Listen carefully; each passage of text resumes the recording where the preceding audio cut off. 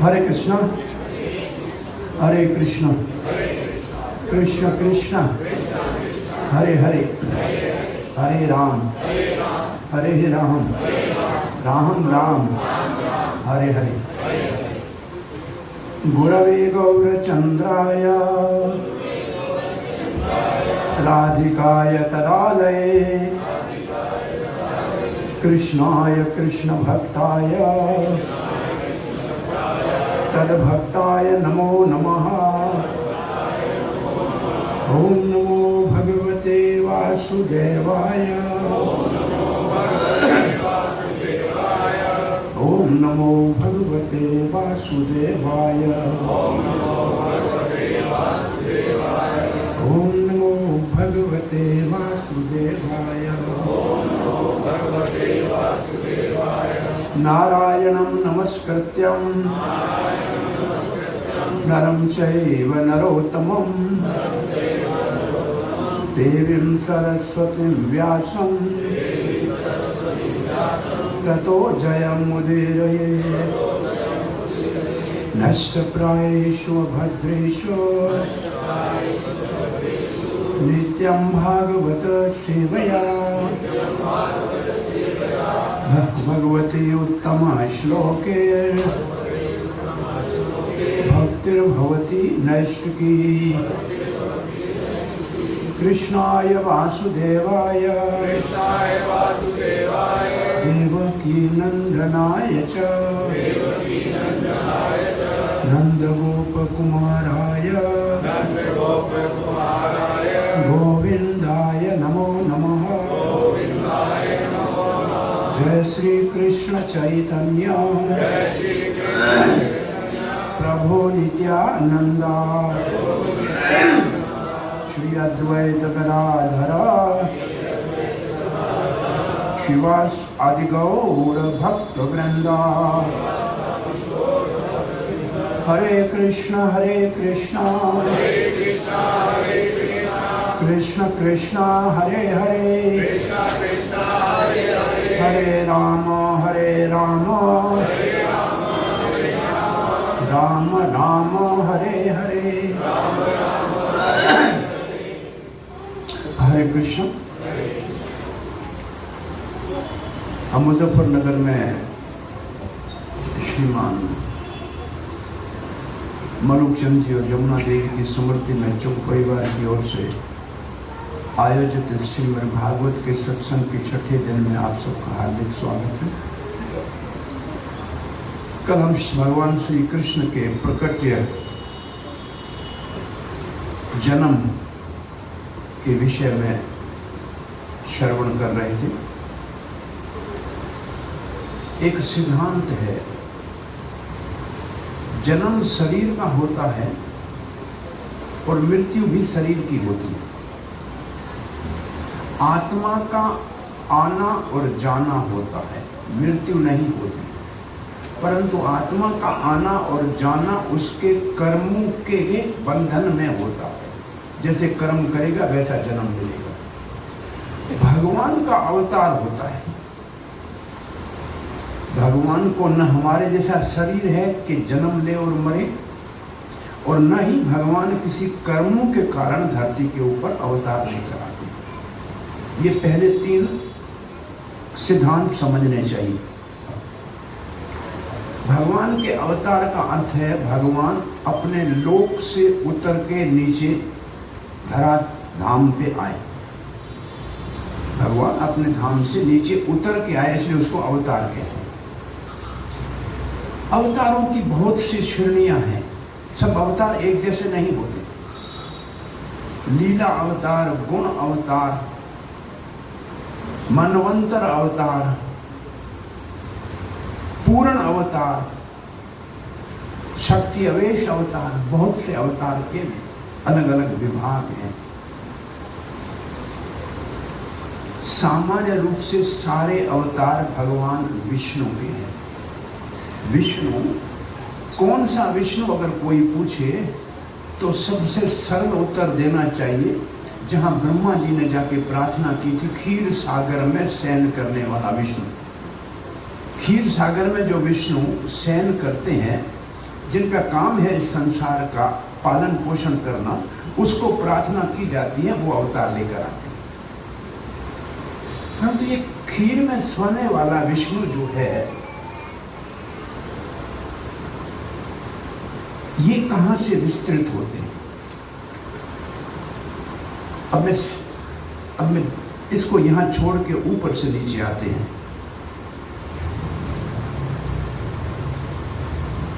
भागवत के पहले स्कंद के 3रे अध्याय में हमने आपको कहा था कि भगवान के 22 अवतारों का वर्णन है। उसके बाद मनवंतर अवतार हैं, गुण अवतार हैं, पुरुष अवतार है, परंतु ये सब भगवान श्री कृष्ण के अंश हैं, या अंश के अंश हैं, या कला है, या विभूति है। आदि भगवान श्री कृष्ण है। अब इसको मैं एक बहुत सरल, आपको जो हमेशा याद रहे ऐसे ये समझाता हूं। भगवान श्री कृष्ण श्याम सुंदर गोलोक अधिपति, अपने सीधे हाथ की तरफ से अपने ही जैसा एक विस्तार करते हैं, वो है बलराम।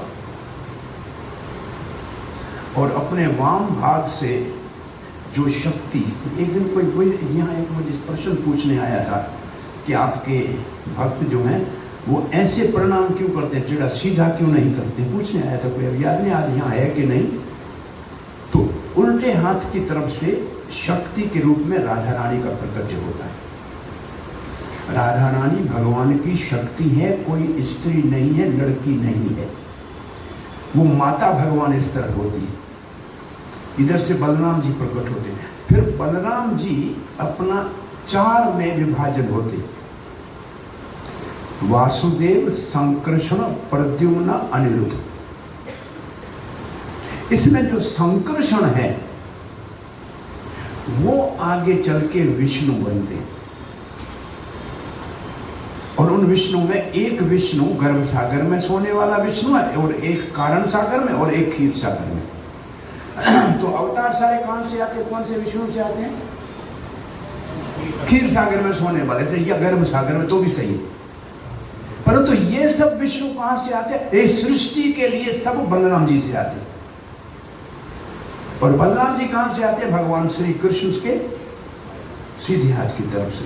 और जितने ही बलराम जी का जितना विस्तार करो उसको बोलते हैं विष्णु अंश। वो सब विष्णु अंश है, वो हमेशा भगवान के सीधे हाथ की तरफ होंगे। और भगवान के शक्ति तत्व जो भी हैं वो सब भगवान के वाम भाग में होंगे। अब यहाँ पंच तत्व का फोटो कभी देखा है आप में से जो जानते हैं? पंच तत्व श्री कृष्ण चैतन्य प्रभु नित्यानंद श्री अद्वैत गदाधर श्रीवास आदि गौर भक्तवृंदा, उसमें चैतन्य महाप्रभु बीच में है,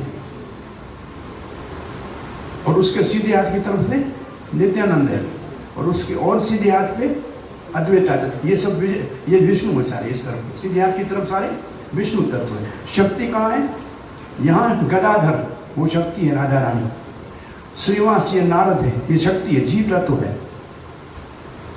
जितनी भी गोपियां हैं वृंदावन में वो सब राधा रानी अपने एक से अनेक हो जाती है। वो राधा रानी का काया विहू है, काया मतलब शरीर। और जितनी लक्ष्मियां वैकुंठ में है विष्णु के साथ, एक बात एक और याद रखना, वैकुंठ एक नहीं है, अनंत कोटि वैकुंठ है। और जितने वैकुंठ उतने विष्णु उतनी लक्ष्मी। जितने ब्रह्मांड, भौतिक ब्रह्मांड, जितने ब्रह्मांड उतने शंकर, उतने विष्णु और उतने ब्रह्मा। भाई हर ब्रह्मांड में तो चाहिए ना, तो कोटि विष्णु, कोटि ब्रह्मा, कोटि शंकर। और जितनी द्वारका की रानियां हैं श्री कृष्ण की, वो भी राधा रानी का प्रतिबिंब है, रिफ्लेक्शन है। और इस भौतिक जगत की स्वामिनी दुर्गा राधा रानी का छाया का रूप है। छाया अनुरूपा दुर्गा, विभर्ति दुर्गा छाया का रूप है। जीव हैं वो भी शक्ति है भगवान की। अब आप देखो राधा कृष्ण की कौन से तरफ होती है? लेफ्ट साइड में। सीता कहाँ होती है? राम जी के लेफ्ट साइड में। लक्ष्मी नारायण के कहाँ होती है? लेफ्ट साइड में। शक्ति हमेशा लेफ्ट साइड में होती है। तो जब हम भगवान को प्रणाम करते हैं तो हम भगवान की शक्ति हैं, इसलिए हम अपने आप भगवान को हमारे लेफ्ट साइड में रख के प्रणाम करते हैं। सीधे तरफ से प्रणाम करना, सामने से प्रणाम करना, पीछे से प्रणाम करने से पुण्य क्षीण होते हैं। लोगों को पता नहीं है बेचारों को, लेकिन ये नीति शास्त्र का श्लोक है, केवल लेफ्ट साइड से प्रणाम करना है विष्णु को।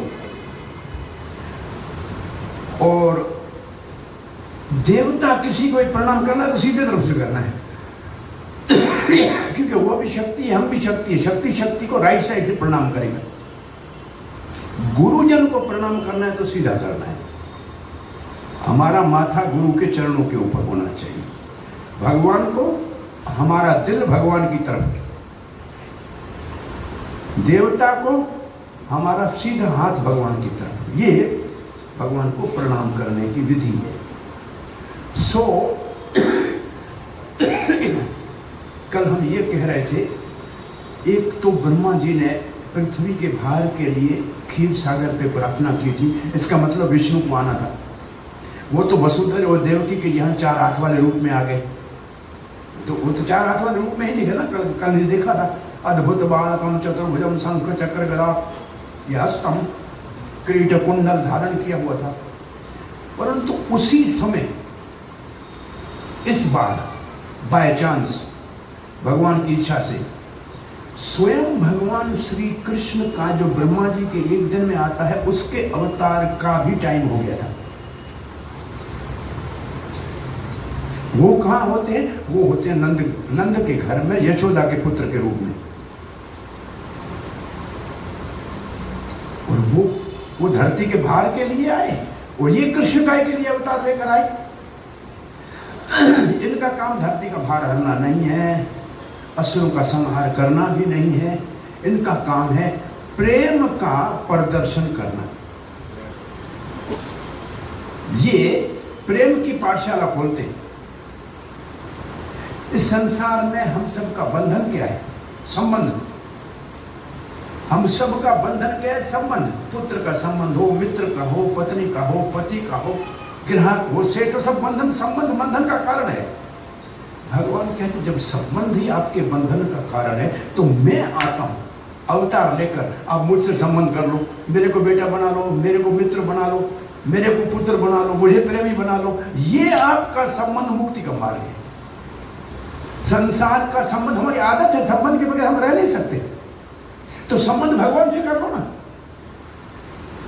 तो भगवान केवल अवतार लेते हैं हमें उनके साथ संबंध स्थापित करने का अवसर देने के लिए। अब स्वामी बनाना है तो मुझे बनाओ, सेवक बन जाओ। जैसे हनुमान जी राम जी के सेवक हैं। आपको मित्र बनाना है तो अर्जुन की तरह कृष्ण को मित्र बनाओ। आपको पुत्र चाहिए यशोदा और नंद की तरह, कौशल्या और दशरथ की तरह, तो भगवान कहते मुझे पुत्र बना लो। तुम्हें प्रेमी बनाना है मेरा, तो वो गोपियों ने जैसे कृष्ण से प्रेम किया ऐसे करो, या द्वारका की रानियों ने किया ऐसे करो, या सीता ने राम से किया ऐसे करो। तो वैसे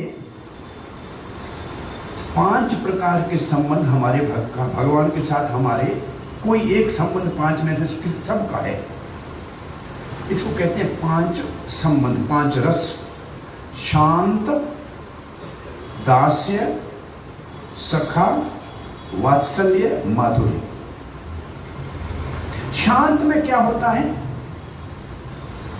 भगवान महान है, सर्वत्र है, अंतर्यामी है, और संसार बंधन का कारण है। जो यहां तक जानता है वो शांत रस में भगवान का भक्त है। और इसका उदाहरण है 4 कुमार, सनकादि कुमार शांत रस में है। अब भगवान बड़ा तो है लेकिन मेरा स्वामी है।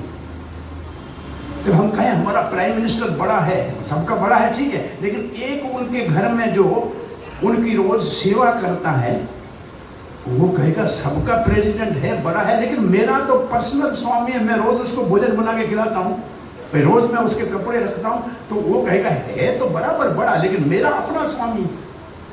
तो ऐसे कुछ लोगों का ये संबंध होता है कि हम भगवान के सेवक हैं, वो हमारा स्वामी है। अब इससे ज्यादा सेवा करते करते भगवान से स्नेह हो जाए, अफेक्शन हो जाए, प्रेम हो जाए, और हम समझे भगवान और हमारा मैत्री का संबंध है, भगवान हमारा मित्र है, तो उस भक्त का भगवान से मित्रता का संबंध है। जैसे राम जी ने अपने अवतार में मित्र बनाए, गुह निषाद राज गुहा भगवान का मित्र पहला राम जी का पहला मित्र कौन? गुहा है, निषाद राज गुहा पहला मित्र गले लगाया भगवान। फिर दूसरा मित्र रामचंद्र का मित्र कौन बना? सुग्रीव। तीसरा मित्र बना विभीषण। रामचंद्र से ऐसे प्राण खींचे, में मित्र बनाए, ये हाथ जोड़ के ऐसे खड़े होते, अरे बराबर की दोस्ती हो, गले मिले, मेरे साथ बात करें, ये राम जी के मन में इच्छा आ गई। बराबर का मित्र चाहिए ना। तो फिर कृष्ण अवतार में ऐसे मित्र मिले जो बराबर का खेलते, तुम हार गए तो घोड़ा बनो, तुम राजा का पुत्र है तो घर में होगा, यहां तो खेल में बराबर है। ऐसे मित्र की जरूरत पड़े, तो ये कृष्ण अवतार में ऐसे मित्र मिले कृष्ण को। तो ये मित्र और माता पिता, जैसे अपना कौशल्य माता, राम जी घर में पुत्र बन के आए, आदित्य माता, कश्यप के घर में वामन देव भगवान का अवतार हुआ। ऐसे एक एक नहीं, तीन तीन माताओं की गोद में भगवान रामचंद्र ने आनंद लिया, वात्सल्य प्रेम का आनंद लिया। परंतु उससे ऊपर संबंध होता है। वात्सल्य प्रेम में क्या होता है? भगवान छोटा है, मैं उसका पिता हूं, मैं उसकी माता हूं, मैं खिलाऊंगा, नहीं खिलाऊंगा तो खाएगा, नहीं तो भूखा रह जाएगा, सुलाऊंगा तो सोएगा, नहीं तो जागता रह जाएगा। तो भगवान को छोटा समझ के हम बड़े बन जाते और उसी का पालन पोषण करते। और ये भारत में इतना प्रचलित हो गया ये भाव, हर एक के घर में लड्डू गोपाल, देखो है ना, ये हर एक के घर में लड्डू गोपाल सिर्फ इस विचार से आया कि अपने संतान समय आने के ऊपर माता पिता को छोड़ के जाते हैं। ये दुनिया का नियम है। तो कोई तो हो जिससे बच्चे का प्रेम करे। अरे भगवान बच्चे रूप में आपके घर में बैठे हैं, कभी छोड़ के जाएंगे नहीं। तो गोपाल को लाला कहते हैं, छोटा छोटा गोपाल हमारा लाला है। ये पूरे भारत की संस्कृति में ये जो आपको सब जगह मिलता है, देखो यहाँ भी मैं देखता हूँ रोज है, दो तीन बैठे, ये वात्सल्य प्रेम की मूर्ति है। एक बार याद आया, बच्चे जब छोटे होते हैं तो खर्ची माता पिता देते हैं, तो मन करता है लॉकेट बनाते हैं चाना सोने का, दो तरफ दिल का, उसके अंदर इधर पिता का फोटो, इधर माता का फोटो। जहाँ जाएंगे ये मेरा माता पिता है, देखो दिल में 18-19 साल होंगे, उस फोटो को निकाल के जिससे प्रेम करते हैं उसका फोटो, अपना फोटो लगाएंगे, पत्नी का और अपना लगाते हैं। और जब बच्चा होता है छोटा, घर में बहुत उसके साथ प्रेम हो जाता है, तो पत्नी वाले को डिलीट करके बच्चे का लगा देते हैं। लेकिन बच्चा बड़ा होकर जब घर से छोड़ के जाता है तब परेशान होता है, तो चलो भगवान का लगा देते हैं, राधा कृष्ण का। भगवान हंसता है, मूर्ख, पहले मैं तेरे दिल में बैठा हूँ, तो फिर नकली फोटो लगाए क्यों जो रोज बदलने पड़े? बदलने पड़ते हैं कि नहीं बदलने पड़ते? तो दिल में तो भगवान पहले से बैठा है, उसी से संबंध करना है जी। इससे भी ऊपर का संबंध है, भगवान हमारे प्रीतम और हम उनसे प्रेम करने वाले। ये स्वच्छल प्रेम है, ये पवित्र प्रेम का रास्ता है, ये प्रेम का। और इस प्रेम की परिभाषा ये है, हमें चाहे कितना कष्ट उठाना पड़े, कितनी पीड़ा भोगनी पड़े, लेकिन जिससे हम प्रेम करते हैं वो सुखी होना चाहिए। ये प्रेम की परिभाषा है। और इसका इस दुनिया में बिगड़ा हुआ विकृत रूप है काम। उसमें मुझे इससे क्या सुख मिलेगा? जिससे आप प्रेम करते हो दुनिया में, आपको उससे क्या सुख मिलेगा? और वास्तव में सच्चा प्रेम है, हम कैसे जिससे प्रेम करें उसको सुख देते हैं। इसका छोटा उदाहरण दे। इस दुनिया में प्रेम का छोटा नमूना होता है माँ अपने नए बच्चे से प्रेम करती है। उस प्रेम में रात को जागना पड़े, गीले बिस्तर पे सोना पड़े, भूखा रहना पड़े, लेकिन बच्चे को सुखी देखना चाहती है। ये सत्य है कि नहीं? बच्चे के सुख के लिए माता कोई भी तकलीफ उठा सकती है। अरे गला कट रहा था माता का, बेटे ने गला काट रहा था। माता की बेटा कहीं आप देखना खून पे फिसल के गिर न जाओ, तब भी बच्चे के सुख का सोचेगी। तो ये इसको प्रेम कहते हैं। प्रेम सोना है, काम लोहा है, इतना दोनों में अंतर है। वैसे प्रेम इस दुनिया में होता ही नहीं। बिगड़ा हुआ प्रेम का रूप इस दुनिया में काम है, जिसको हम प्रेम का नाम देने की मूर्खता करते हैं। एक ही प्रेम माता का बच्चे के लिए प्रेम है, वो प्रेम का नमूना है। गुरु जो शिष्य से प्रेम करता है वो शिष्य को सुखी देखना चाहता है, वो प्रेम असली है। तीसरा भगवान हम सबसे प्रेम करते हैं, हमारे दिल में बैठे हैं। चाहे मानव के शरीर में जाएं, चाहे देवता के शरीर में जाएं, चाहे सूअर के शरीर में जाएं, भगवान हमारा साथ नहीं छोड़ते। वहां भी परमात्मा के रूप में बैठे होते। कोई ऐसी जगह नहीं है जहां भगवान ने हमारा साथ कहीं छोड़ा हुआ। दुनिया के रिश्ते तो एक इस जन्म के हैं। भगवान का रिश्ता तो हमारा अनादि काल का है। हमारा और भगवान का रिश्ता आज का नहीं है, कई जन्मों का है। दुनिया का रिश्ता तो एक जन्म का है। तो उस भगवान के रिश्ते को जो हम भूल गए हैं, उसको पुनः जागृत करके उसके अनुरूप कार्य करना, ये हमारे सारे साधनों का सार है।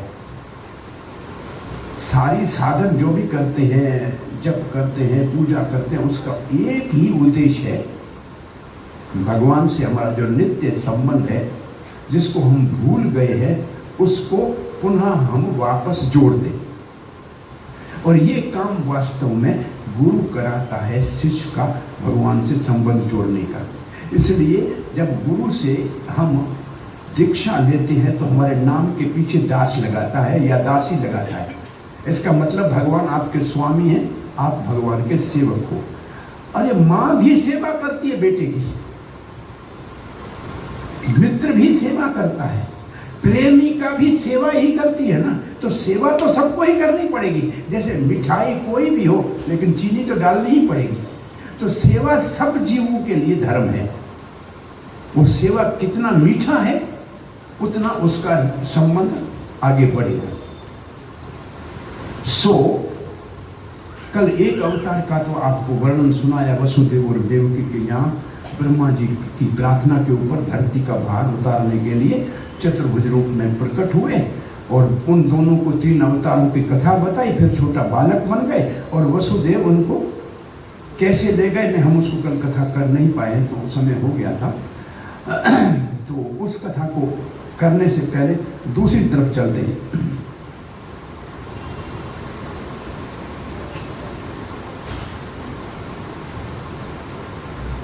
हरे कृष्ण। दूसरी तरफ चलते हैं। कल आपको ये बताया था, नंद बाबा का विवाह किससे हुआ था? यशोदा से। राजा था लेकिन संतान नहीं था। एकादशी का व्रत 12 महीना रखा। पूजने का समय आया। सुबह स्नान करके जमुना से नंद बाबा आ रहे थे। सवेरे 4 बजे स्नान करते थे। ब्राह्मण जो थे गोकुल के, वो अब उठ के बाहर दांतन कर रहे थे अपने बाहर चौपाल में। नंद बाबा ने ब्राह्मणों के आदर के लिए जूता उतारा और ब्राह्मणों को प्रणाम किया। तो ब्राह्मण 5-10 जो बैठे थे, उन्होंने कहा, पुत्रमान भव नंद, नंद तुम्हारे को पुत्र हो। नंद बाबा हंसने लगे, मतलब ब्राह्मणों विप्रो आशीर्वाद सोच समझ के देना चाहिए, अब इस उम्र में हमारा कैसे पुत्र होगा। तो ब्राह्मण ने कहा आशीर्वाद जो सोच समझ के दिया जाए वो पूरा हो या न हो, पर जो हृदय से निकले वो तो पूरा होगा। नंद बाबा घर आए, घर में अपने सालग्राम था उनकी सेवा करने लगे। ब्राह्मण जमुना में स्नान करके सीधे सांडल्य ऋषि के पास गए, जो नंद बाबा का पुरोहित है। कहा कि हमने नंद बाबा को सुबह आशीर्वाद दे दिया है, पुत्रवान भव। इतने ब्राह्मणों का आशीर्वाद है, भगवान कभी टालेगा नहीं, नंद को निश्चित रूप से पुत्र प्राप्त होगा। अब एक यज्ञ कराओ नंद बाबा को बोलो। 18 गोपाल मंत्र का जप, एक पुरुष चरण पूरा करोड़ का जप कराएंगे, फिर हवन करेंगे। और द्वादशी का व्रत पूरी, एकादशी के तो 1 साल के व्रत हो गए थे। जब हवन कर रहे थे, स्वाहा कर रहे थे, तब आकाश से नीला रंग एक नीचे उतरते उतरते छोटा सा बालक के रूप में नंद बाबा के हृदय में प्रवेश किया। और फिर उस समय उज्जैन से सांदीपनि मुनि की माता संभवतः पूर्णमासी वृंदावन में गोकुल में आई, अपने बेटे अपने बालक के साथ, मधुमंगल के साथ। और नंद गोकुल में आके कहा, नंद यशोदा आपके घर में बालक का जन्म होगा। सब खुश हो गए।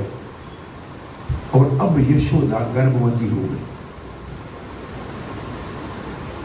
8 महीने के बाद वहां देवकी गर्भवती है कारागृह में, यहां यशोमती भी उतना ही समय 8 महीना हुआ है, ये भी गर्भवती। 5 भाई जो है नंद के 4 और भाई, इनकी एक बहन है सुनंदा।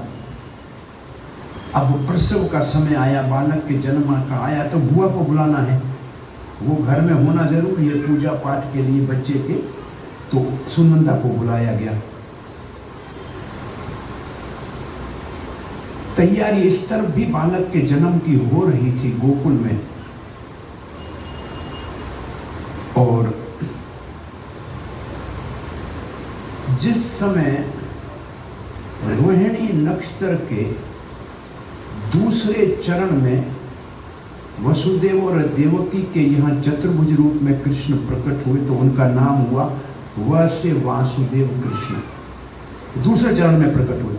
एक चरण बाद में, एक चरण को 20 मिनट होगा, जो ज्योतिषी जानते हैं, एक जो नक्षत्र होते हैं उसके 4 चरण होते हैं।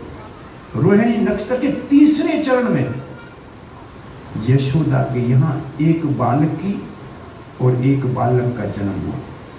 जुड़ो, क्योंकि ये एक रोहिणी नक्षत्र का एक चरण पीछे है, ये नाम होगा बिहारी। वो वासुदेव और वी से होगा, वो व और ये वी, बिहारी। ऐसे अब आप ऐसे देख रहे हैं, एक कृष्ण को जन्म दिया यशोदा ने, वो है आदि पुरुष भगवान गोलोक से आ रहा है। एक जन्म दिया देवकी के ने विष्णु को, वो वासुदेव कृष्ण के नाम से प्रसिद्ध हुए। अब हम वापस चलते हैं कारागार में कंस के। जब भगवान ने कहा मुझे यहां से ले चलो गोकुल, तो बच्चे बन गए। वसुदेव ने उस बच्चे को जैसे अपनी गोद में लिया, हथकड़ी खुल गई, पांव की बेड़ियां खुल गई, जेल के दरवाजे खुल गए, संतरी सो गए। वसुदेव बच्चे को लेके बाहर आया। स्नान भी नहीं कराया है बच्चे को, ऊपर से थोड़ी बूंदाबारी होने लगी, भगवान का अभिषेक हो गया। इंद्र ने देखा हमारे लिए अवतार लेकर आए हैं, देवताओं के हित के लिए।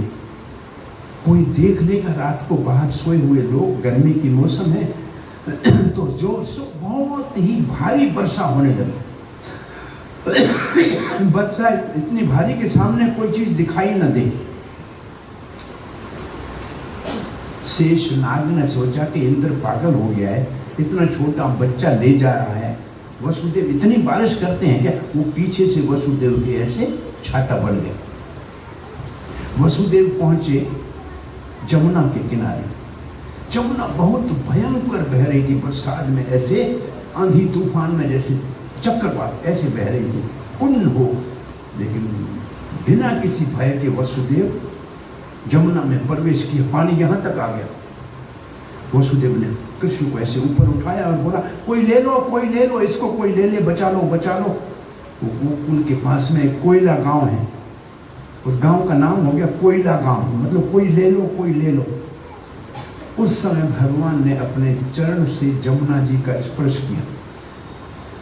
जमुना जी नीचे बैठ के घुटने भर पानी में। वसुदेव सीधा नंद भवन में गए, जहां पहले तैयारी हो रही थी बच्चे के जन्म की, सब बैठे थे, लेकिन वहां उनको योग माया ने सुला दिया। वसुदेव सीधा यशोदा के कक्ष में गया, अपने साथ लाए हुए बालक को वहां रखा और जो बच्ची ने जन्म लिया था उसको उठाया और वापस निकला। जमुना ने रास्ता दे दिया, कारागार में पहुंचा, दरवाजे बंद हो गए, हाथी में हथकड़ी लग गई, संतरी सब सिपाही उठ गए, बच्ची रोई। कंस को समाचार दिया गया। कंस पागल भागता हुआ सीधा जेल में आया और गले लगा। देवकी ने पहली बार हाथ जोड़ के कहा, महाराज भैया, ये पुत्र नहीं है, पुत्री है, इसको आप छोड़ दीजिए, ये आपका क्या बिगाड़ेगी, बड़ी होगी तो इसका विवाह आपके पुत्र से कराऊंगी, ये आपकी पुत्र वधू बनेगी, आप इसको मत लो। कंस तो इतना पागल था, उनके हाथ से पुत्री को लिया और ऐसे पत्थर पे पटका तो वहां से 8 भुजाओं में दुर्गा का रूप धारण करके आकाश में उड़ी और कहा, कंस मूर्ख, तुझे मारने वाला तो पैदा हुआ। ये देवताओं से डरते हैं सारे ये असुर, भगवान से द्वेष करते हैं लेकिन देवताओं से डरते हैं। कंस डर गया। वसुदेव देवकी को पांव पड़ के कहा, हमारे को मुक्त, हम आपको मुक्त करते हैं, आपके घर जाएं, हमसे गलती हो गई, हमने आपके बच्चों को मारा। ये देवता भी झूठ बोलते हैं। छोड़ दिया। वसुदेव देवकी अपने घर चले गए। कंस रात को घर गया, सुबह उसके मंत्री सारे आए। कंस ने समाचार सुना, बोला, महाराज आप क्यों भयभीत हो रहे हैं? जितने बच्चे ब्रज में पैदा हुए हैं 10 दिन में सबको मरवा देते हैं, आपका भय समाप्त। सब बच्चों को मारने का आदेश देते और पूतना को ये आदेश दे दिए। उस तरफ वो नंद भवन में यशोदा के पलंग पे जो कृष्ण लाया था वसुदेव, वो नंदन कृष्ण में समा गया और दोनों एक हो गए, दोनों एक हो गए। और तब रोया कृष्ण। और नंद भवन में फिर ये आवाज आने लगी नंद के घर में, आनंद के आनंद भयो जय कन्हैया लाल की। नंद के आनंद भय, पुत्र भय नहीं लिखा है, आनंद आया है। नंद के घर में आनंद ने जन्म लिया है। भगवान सच्चे तो आनंद है ना, तो आनंद ने प्रकट हुआ है। वहां फिर उत्सव मनाया। आपने कथा सुनी होगी, जो गोकुल में भगवान के जन्म का उत्सव मनाया जाता है। फिर एकदम नंद बाबा को विचार आया, कंस का कर चुकाने जाए। वह वसुदेव से मिलते हैं, वापस आते हैं। इतने बीच में पूतना जिसको कहा था सब बच्चों को मारो, भगवान ने कहा ब्रज के एक भी बच्चे का मैं हत्या देख नहीं सकता, इसलिए इस दुष्ट वैसे असुर के हृदय में भी परमात्मा तो है ना, वही उसने उसको प्रेरणा दी कि सीधे नंद के घर चलो और मेरे पास ही बुला लेता हूँ मासी को, और यहां जब आएगी तो इसका दूध पीने के बहाने प्राण ही पी लूंगा। और ये जितने असुर वृंदावन में कृष्ण ने मारे हैं, वो किसी न किसी हमारे जीवन में जो दोष है, अवगुण है, उसका प्रतीक है। ये पूतना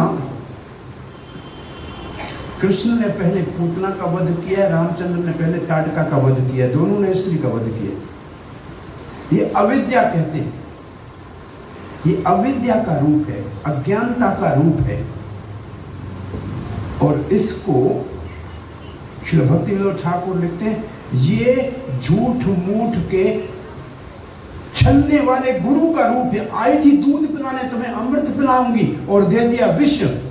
ऐसे गुरुजन जिनको भगवान के चरणों का अमृत पिलाने की शिक्षा देना चाहिए, वो अगर विषयों में भोग की शिक्षा देते हैं तो विष ही तो दे रहे हैं। ऐसे बहुत से हमने सुने, रोज आता रहे, कौन से नंबर पे सट्टा लगाए महाराज, ये महाराज ये कहता है, ये सारे विषयों में तो फंसाने वाले, कहां भगवान से मिलाने वाले। ये पूतना का प्रतीक है। पूतना झूठ मूठ के नकली अविद्या रूप गुरु का प्रतीक होती। और फिर शक्तासुर का आपने वध सुना होगा, जो लकड़ी का छकड़ा था, 3 महीने के कृष्ण ने करवट बदली थी और बाहर रखा था तो सो गया। तो शक्तासुर देह अध्यास है। देह अध्यास का मतलब अब वो छकड़े के अंदर अदृश्य रूप में असुर चला गया, दिखने में नहीं आ रहा था। उसका भगवान ने उद्धार कर लिया, वध हो गया, छकड़ा गिर गया। 1 साल की आयु भगवान की हुई। यशोदा दूध पिला रही थी तो भगवान भारी होने लगे। उस वक्त चक्रवात के रूप में तृणावत आया, जो काम का प्रतीक है। काम ऐसा तूफान में आएगा, वेग में आएगा, उठा के ले जाएगा ऊपर, फिर ऊपर से नीचे पटकेगा। ये काम का प्रतीक है। ये काम जो अपने हृदय से निकालेगा वो भगवान की कृपा से ही हो सकता है।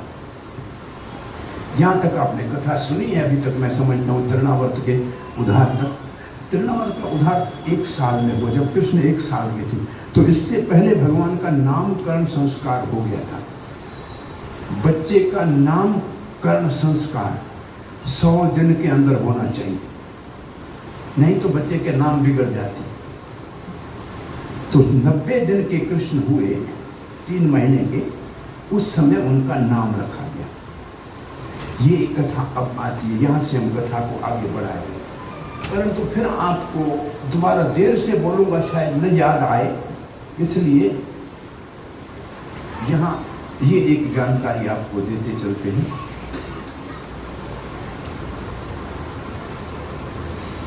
ब्रज में, मथुरा मंडल में, 84 कोस ब्रज में मात्र 11 वर्ष भगवान श्री कृष्ण रहे। 11 वर्ष। ये जो नंद नंदन यशोदा नंदन कृष्ण है, उसकी लीला केवल वृंदावन ब्रज में है, मात्र 11 वर्ष तक है। उन 11 वर्ष में भी 3 जगह पे है। पहले 3.5 साल तक गोकुल में, फिर 3.5 साल तक वृंदावन में, फिर 3.5 साल तक नंदगांव में। पहले जो 3.5 साल गोकुल में है वो बाल लीला उसको कहते हैं कुमार लीला। वो 5 वर्ष तक, 5 वर्ष से 10 वर्ष तक जो लीला होती है उसको कहते हैं पौंगल लीला, और 10 से 15 तक किशोर।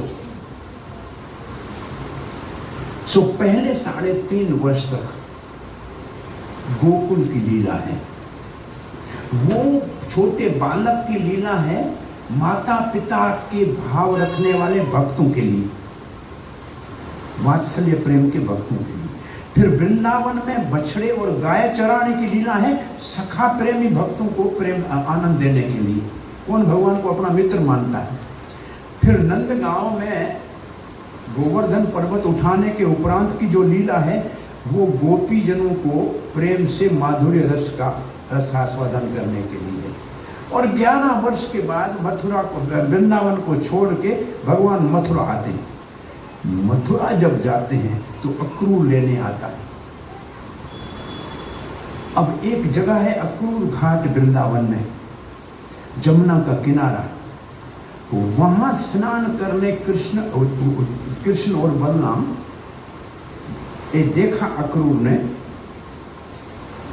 कि वहां से वो बाउंड्री है, वो सीमा है, वहां से बाहर नंद नंदन कृष्ण नहीं जाता है, बलराम स्वयं नहीं जाते हैं, वहां से वसुदेव कृष्ण मथुरा जाता है। जो वसुदेव और देवकी के घर में जन्म लिया है, वो भाव बाहर जाता है, और बलराम संकर्षण के रूप में बाहर जाता है।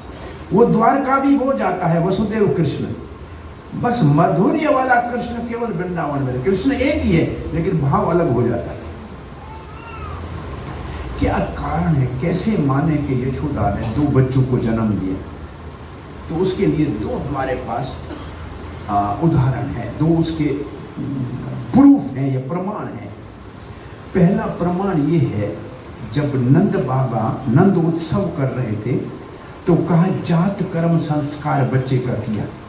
जात कर्म संस्कार का अर्थ है मां के साथ जो बच्चे का नाड़े का संबंध होता है उसको काटा गया। इसका अर्थ है बच्चा यशोदा को हुआ होगा तब नाड़ा काटा होगा ना। कोई मथुरा से नाड़े के साथ तो बच्चा नहीं ले जाया जा सकता। इसका मतलब जो नाड़ा कटा है इसका अर्थ है बच्चे को जन्म दिया है। और दूसरा, भगवान ने देवी को कहा था मेरी छोटी बहन होकर यशोदा के यहाँ जन्म लेना, अनुजा। तो बड़ा भाई होगा तब छोटी बहन कहेंगे, नहीं तो छोटी बहन कैसे कहेंगे? भाई अकेली लड़की पैदा होगी तो उसको छोटी बहन क्यों कहेंगे? तो बड़ा भाई होगा तभी तो छोटी बहन कहेंगे ना। तो भगवान ने अपने मुख से कहा है कि तुम अनुजा के रूप में जन्म लो, तो बड़ा भाई होगा ना। इन 2 प्रमाणों से ये माना जाता है कि एक कृष्ण जो ब्रह्मा जी के एक दिन में प्रेम की पाठशाला खोलने के लिए आते हैं, वो गोकुल में नंद और यशोदा के पुत्र के रूप में प्रकट होते हैं। और जो वसुदेव कृष्ण है वो इस समय बाय चांस वो एक ही किसी कारण से समय हो गया था, इसलिए वो श्री कृष्ण में समा गए। और ये श्री कृष्ण परिपूर्ण 16 कला समर्थ अवतार है। इसमें सारे अवतार उसी के अंदर समाये हुए हैं और किसी भी अवतार की लीला कर सकते हैं। अब हम वापस चलते हैं, नामकरण संस्कार की कथा कर रहे हैं। ठीक है, यहां तक की बात समझ में आई। अब नंद गोकुल में एक दिन गर्ग आचार्य, जो ज्योतिष का मूर्तिमान स्वरूप है, नंद बाबा के घर आया। नंद बाबा ने कहा ये तो साक्षात भगवान का प्रतिनिधि मेरे घर में आया, मेरा भाग्य है। आप किसी के घर में कुछ लेने नहीं जाते हैं, आशीर्वाद करने आते हैं महात्मा लोग। नहीं तो आपको आने का क्या है, आपको कुछ चाहिए थोड़ी। बस एक काम करो कि मेरे दोनों बच्चे हैं, रोहिणी नंदन और ये यशोदा नंदन, इसका नामकरण संस्कार कर दो। ऐसे नंद बाबा ने गर्ग आचार्य को कहा। गर्ग आचार्य ने कहा मैं यदुवंश का आचार्य हूं, मैंने आपके बच्चों का नाम रखा तो लोग कहेंगे कि वो यदुवंश वसुदेव का बच्चा जो गुम हो गया है वो होगा, नहीं तो नंद के बेटे का नाम गर्ग आचार्य क्यों रखेगा? इसका अर्थ क्या है आपको थोड़ा समझाऊं, ध्यान देना। पहले हर कुल का अपना आचार्य होता था। नंद बाबा का गुरु है सांडल्य ऋषि, यदुवंशियों का गुरु है गर्ग आचार्य, पांडवों का गुरु है धौम्य ऋषि आचार्य, और राधा रानी के पिता वृषभानु का आचार्य है भागुरी मुनि। ऐसे पहले हरेक को अपना गुरु। भाई मेरे गुरु ने आपके बेटे का नाम रखा, ये गलत हो गया ना। नंद बाबा आपके बच्चों को खतरा है इसमें, मेरे से नाम मत रखवाओ। नंद बाबा ने कहा हम किसी को नहीं बताएंगे, किसी को नहीं बुलाएंगे। 2 बच्चे, 2 माताएं और मैं। अंदर घर के गौशाला है, उसी के अंदर लेप लगाने की जरूरत नहीं है, पवित्र है, वहां बैठ के नाम रखना। और वो यही चाह रहा था।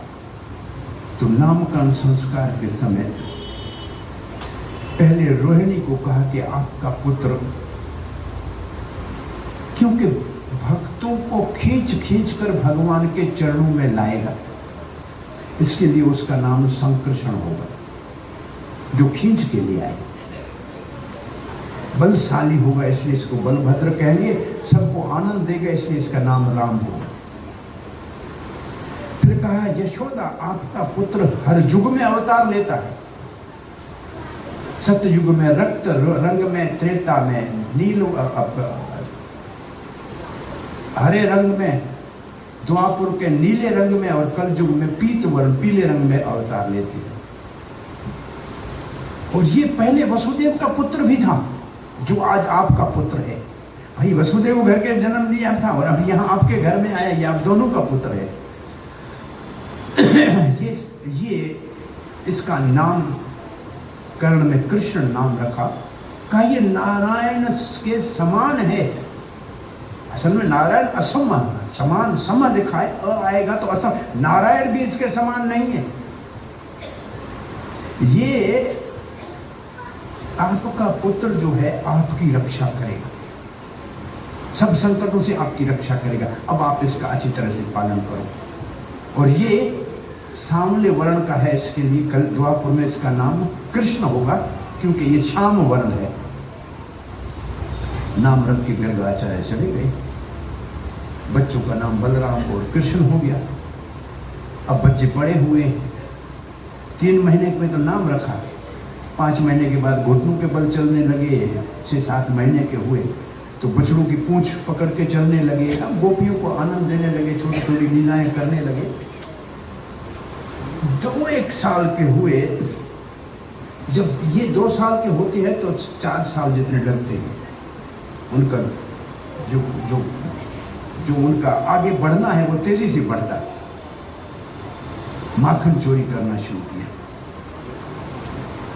एक बार किसी बूढ़ी गोपी ने सुना कृष्ण कह रहा था यशोदा को, मैया मैया तू रबड़ी खिलाती है, लड्डू खिलाती है, गुलाब जामुन खिलाती है, मालपुआ खिलाती है, लेकिन मेरे को माखन अच्छा लगता है।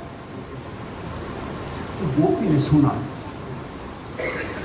उसने कन्हैया को जाते हुए बुलाया, बोला इधर आओ, तेरी मैया को बोला माखन तुम्हें अच्छा लगता है, जाओ अंदर पड़ा है पूरा मटका खा के दिखाओ। मटका तो नहीं खा सकता, बोला सब खाना पड़ेगा। अब जब खा रहे हैं तो गोपी पागल हो गई, नाचते जाते पूरे गोकुल में कहीं मेरे घर में कन्हैया ने माखन खाया, मेरे घर में कन्हैया ने माखन खाया। अब तो सब गोपी ने कहा हमारे घर में क्यों नहीं खाया, तेरे घर में क्यों खाया। तब से हर एक निमंत्रण देने लगी कि मेरे घर में माखन खाने आना। लेकिन जब खाने जाते थे तो शिकायत लगा दी थी चोरी करने आया। ये गोपियों को आनंद लेना था। और इस लीला का एक श्लोक में छोटा वर्णन है, वो करके हम आगे बढ़ेंगे, हमारे को बहुत दूर तक जाना है। एक दिन यशोदा के पास कुछ गोपियों का एक पूरा झुंड शिकायत लगाने आया। एक गोपी ने कहा कि यशोदा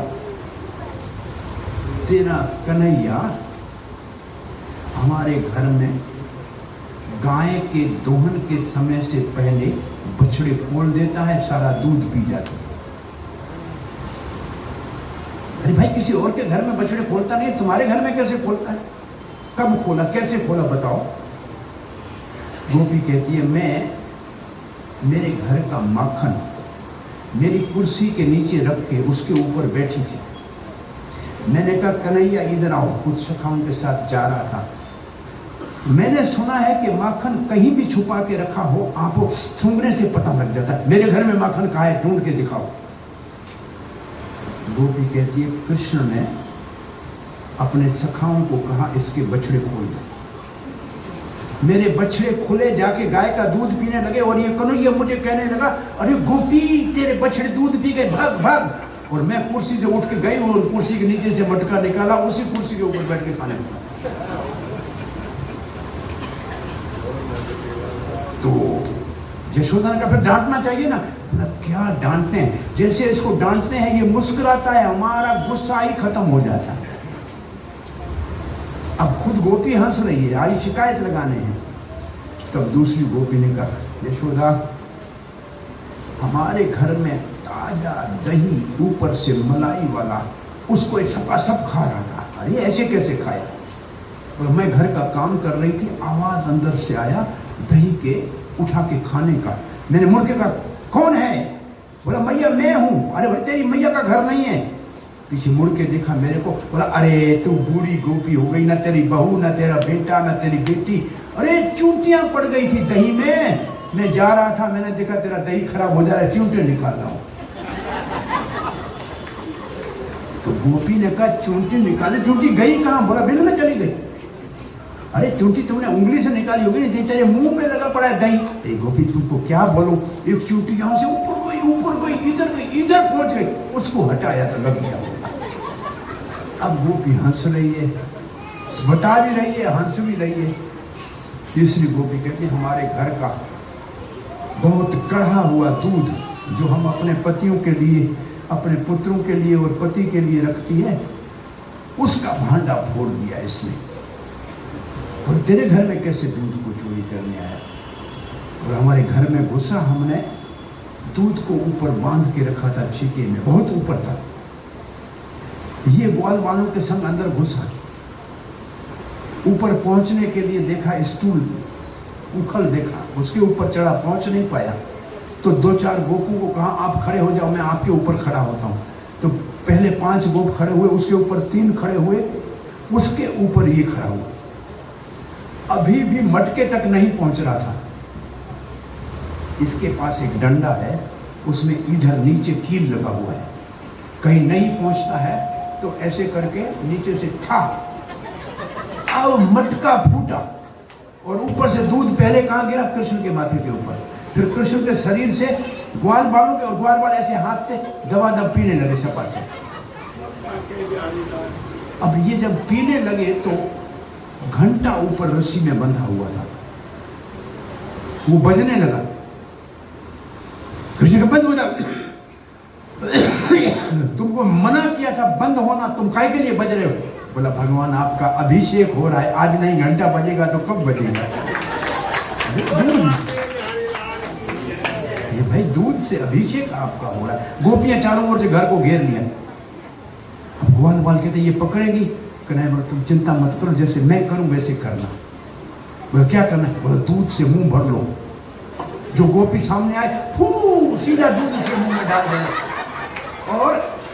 और वो आंखें मसलेंगी, तब तक आप हम भाग जाएंगे। और सारे भाग गए। एक अब माखन चोरी करना शुरू करना था कन्हैया को। बोला दूसरे के घर में जाऊं, उससे पहले अपने घर में थोड़ा चोरी करके देख लूं। तो अंदर घर में यशोदा के माखन का ताजा रखा हुआ था, हाथ में उठाया, खंभे के सामने आया तो अपनी परछाई को खंभे में देखा, उसके हाथ में मक्खन था। तुम भी मक्खन ले जा रहे हो? तो वो भी कहे तुम भी मक्खन ले जा रहे हो, मैया को मत बताना। वो कहता मैया को मत बताना। अरे तुम खाओगे? वो कहता तुम खाओगे। यशोदा ने पीछे से देखा, बोला कन्हैया क्या कर रहा है? अरे माई, चोर आया था, मक्खन लेके खंभे में घुस गया। वो अपनी शक्ल देख रहा था ना। यशोदा ने पकड़ के नीचे उतारा, गोद में बिठाया, मक्खन हाथ में पड़ा है। बोला देखो उसके अंदर यशोदा मैया दिख रही है? बोला हाँ। कन्हैया दिख रहा है? हाँ। अरे बेटा ये हमारा उसके अंदर प्रतिबिंब है। अच्छा मैया ये प्रतिबिंब है।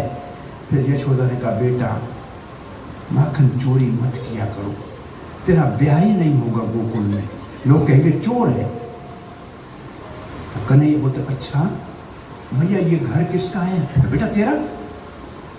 नंद बाबा किसका है? बता। तेरा बेटा। ये गैया किसकी है? अरे कृष्ण तेरी। कूद के बाहर निकला, बाबा मेरा, गैया मेरा, घर मेरा, चोरी करके खाऊं ऐसे खाऊं, आपको क्या? मेरा अपना ही तो बात है। अब यशोदा इस दिन तो सफल हुआ नहीं। दूसरे दिन फिर जाके मक्खन में हाथ डाला, सपा सब खाने लगा। यशोदा ने देख लिया कि अंदर मक्खन खा रहा है। अरे क्या कर रहा है कन्हैया? मैया बहुत बड़ी समस्या है, डिस्टर्ब मत करो। अरे हुआ क्या? बोला एक लाल रंग का तुमने पद्म राग का कड़ा मेरे हाथ में डाला है, हाथ गर्म हो गया है। और वैद्य कहते मक्खन में हाथ डालो ठंडा हो जाएगा, हाथ को ठंडा करना।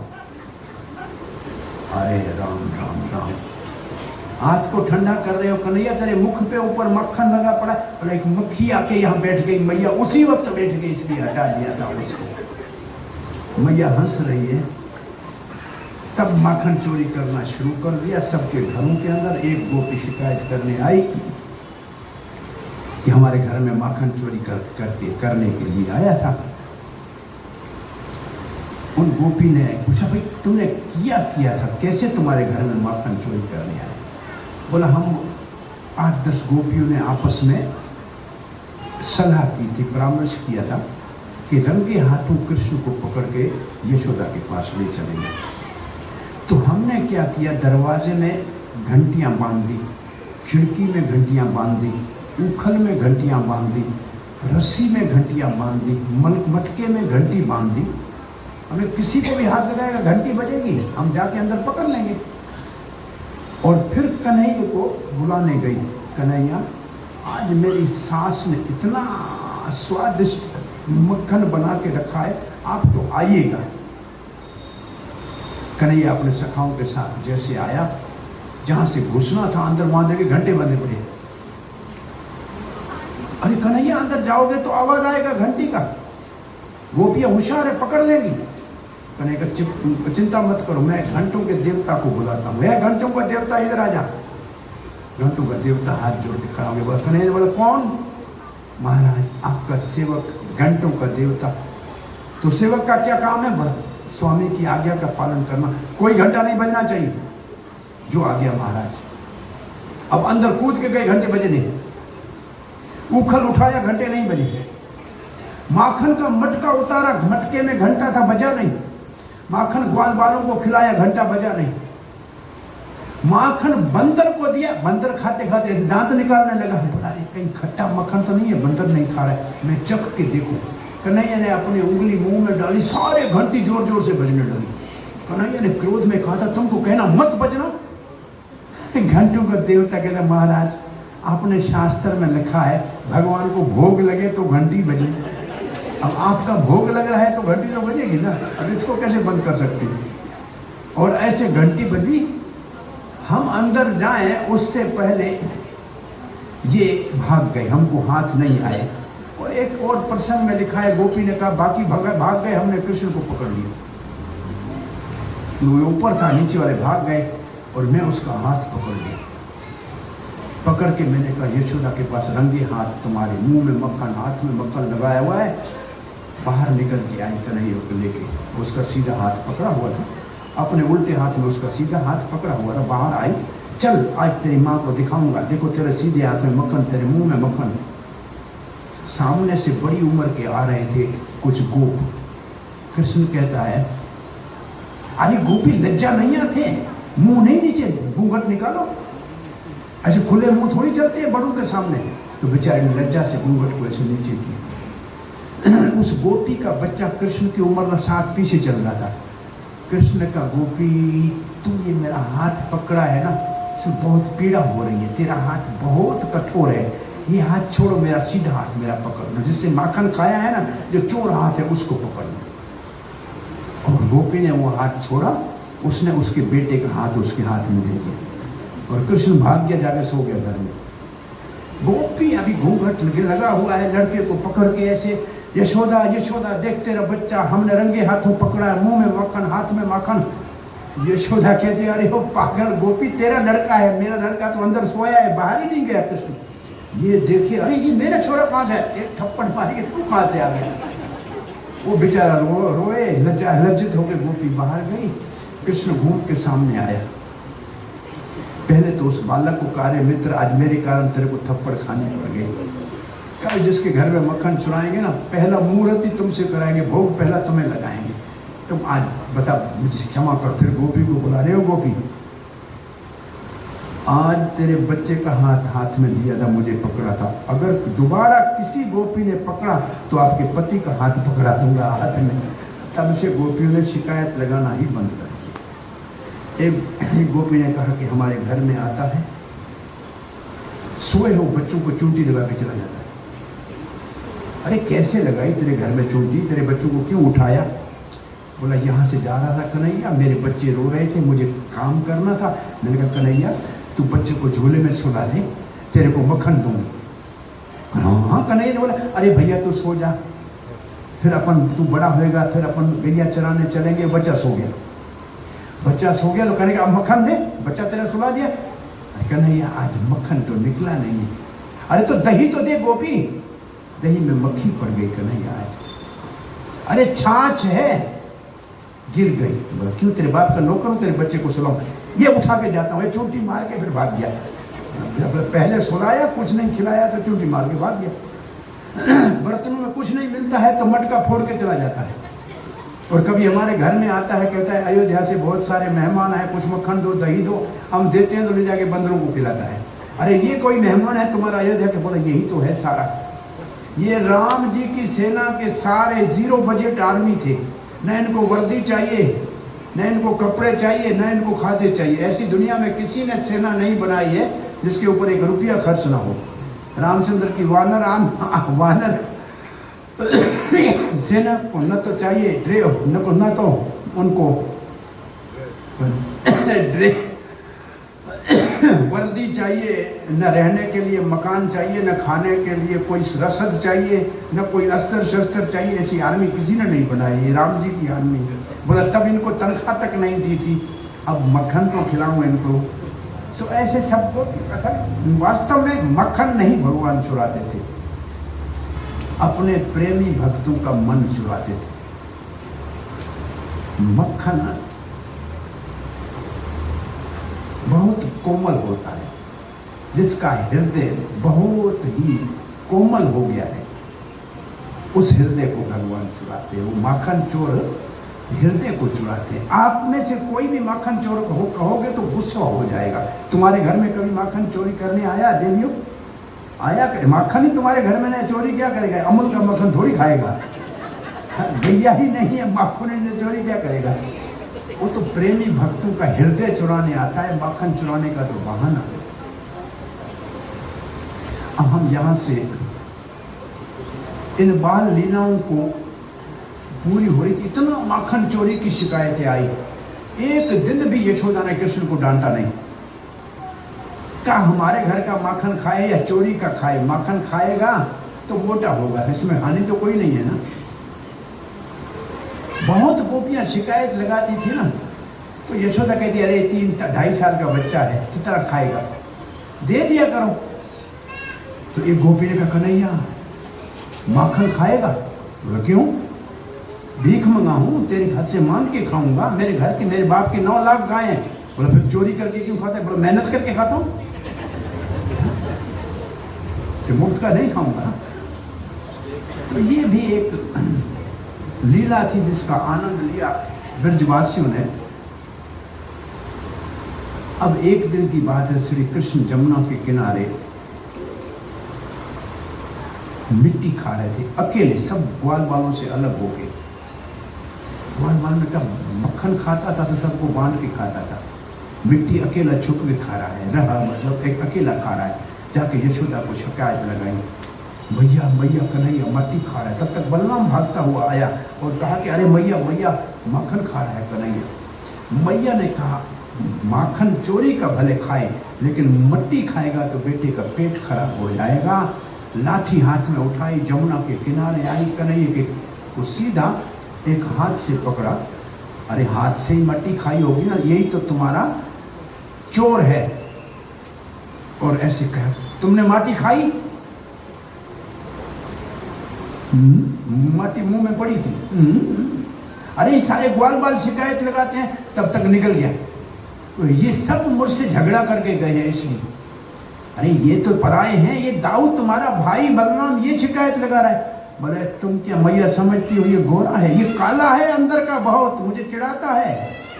अरे यशोदा गोरी, नंद गोरा, तू काला कहाँ से आया? तेरे को बाजार से खरीद के लाए हैं, मुझे ऐसे कहता है। मैया ये बहुत बड़ा शरारती है। मैया ने कहा तुमने माटी खाई नहीं है तो मुंह खोलो देखूं। मुंह खोला तो अंदर में ब्रह्मांड दिखा, पूरा ब्रह्मांड दिखा, गोकुल दिखा, यशोदा मैया दिख रही है, कन्हैया दिख रहा है। यशोदा ने कहा अरे ये कोई बालक नहीं है, ये तो ब्रह्मांड जिसके मुख में है, जिसके पेट में सारी प्रकृति समाई हुई है, ये तो कोई देव होगा, कोई देवता होगा।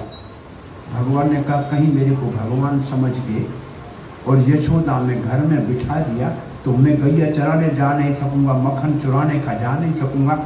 तो ऐसी वैष्णवी माया का प्रभाव डाला यशोदा के सामने, वो दृश्य समाप्त हो गया और अपना बेटा समझ के गोद में ले लिया, दूध पिलाने लग गई। जब यशोदा दूध पिला रही थी तो परीक्षित कह रहा है कौन सा ऐसा पुण्य किया है नंद और यशोदा ने कि उनके घर में साक्षात पर ब्रह्म बालक के रूप में दूध पी रहा है उनके स्तन का। तो